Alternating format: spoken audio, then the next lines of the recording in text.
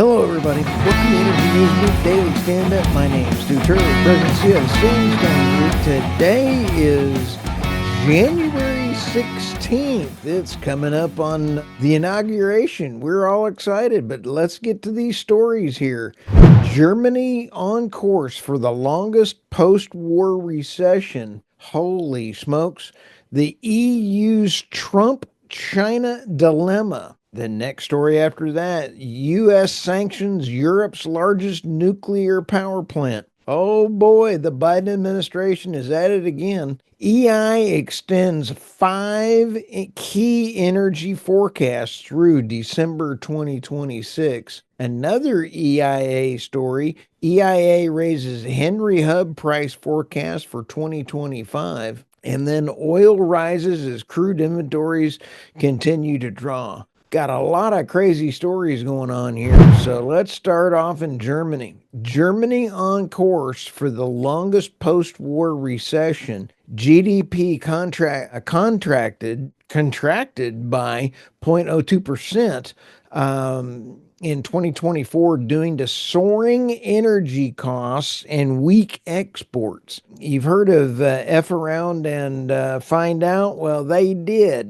They went through and put in all the green energy policies, and they are now having a lower GDP again. The Germany economy contracted again for a second straight year in 2024 for the first time in more than 2 decades, according to the country's federal statistics of office.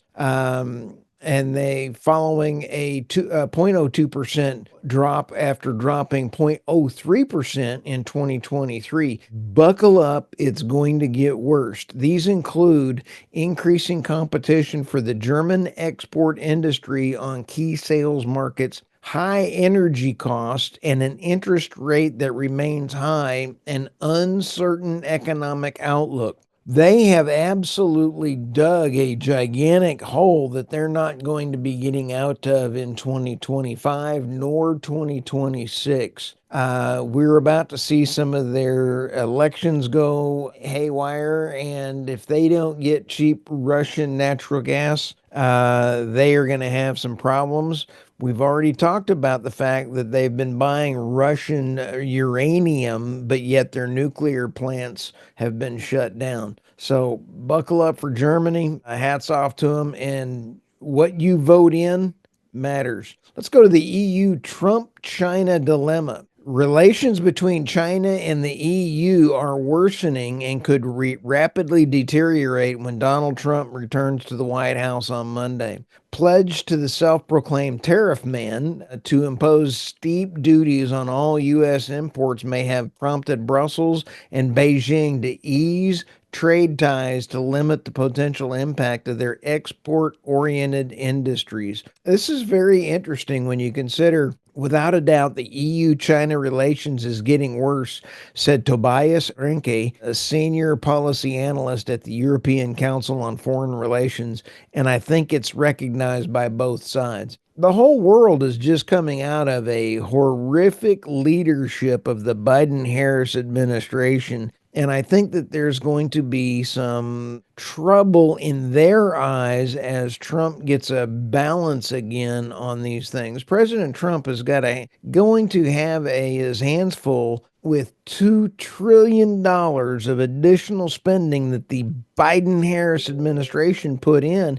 He's got to recover. If he's going to recover, President Trump recovering, it's going to impact the EU and the China relations. The Russia relations, the second key issue affecting the EU-China is increasingly close political economic ties with Russia, whose war in Ukraine is entering its 4th year in February. I believe that the war will have an ending in 2025. However, as George McMillan and I have been talking, I've got 5 podcasts lined up that I've recorded with him. They're coming out, and he's basically said if President Putin does nothing, he's won.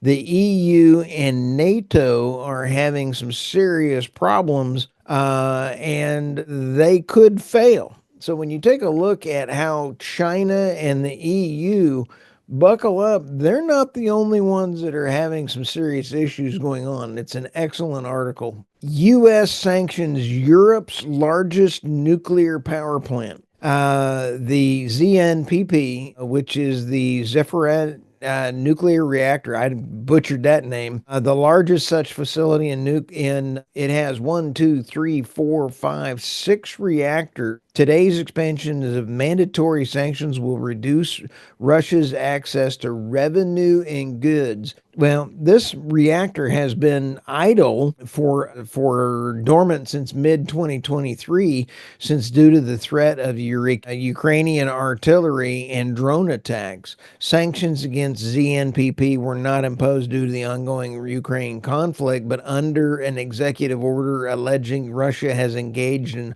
harmful formal activities such as efforts to undermine conduct in free and democratic elections and democratic institutions in the West. Hogwash.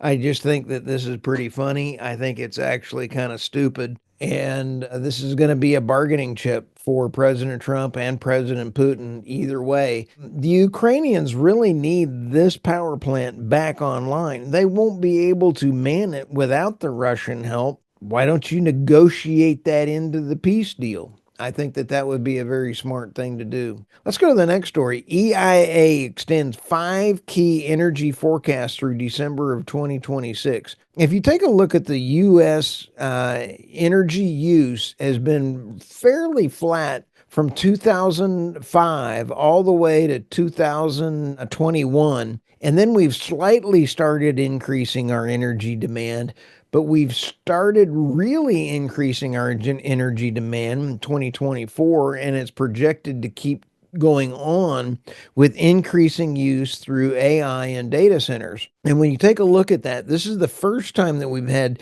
serious electrical demand growth. And we're trying to make sure you will not be able to meet it with projects coming online for solar and wind. It will not meet grid stability demands if you try to increase it. Solar supplies most of the increase in generation are forecast. We expect the electrical power sector to add 26 gigawatts of new solar capacity in 2025 and 22 gigawatts in 2026. We expect these capacity additions to increase U.S. solar generation by 34% in 2025 and 17 and 26. This does not make sense to me. You cannot think that adding the solar in there is going to solve the problem in the grid stability.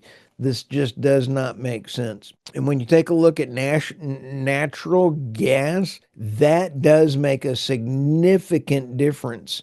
Annual gas trade 22 to 26 has had a steady increase, and that goes along with this next story. Henry Hub EIA raises Henry Hub price forecast for 2025. That's a $6.4% higher than the 295 MMBTU in December of 2024. The EIA said in the new outlook the Henry Hub spot prices generally rises over the next 2 years. We expect the spot price of natural gas at Henry Hub to average $3.10 per million British thermal units, MMBTU, in $4 in 2026, up from a historical average around $2.20.